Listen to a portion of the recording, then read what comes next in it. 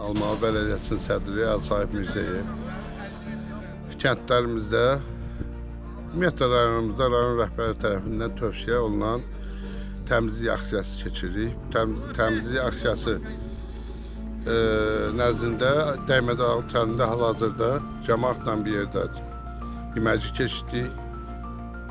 Hardasa bir 3 hektar ərazidə olan zibillikləri yığışdırdıq. Ümumiyyətlə kənddə olan bütün zibillikləri yığışdırıb təmizləyib cəmaat arasında, xalq arasında təmizliyi də təbliğ edirik.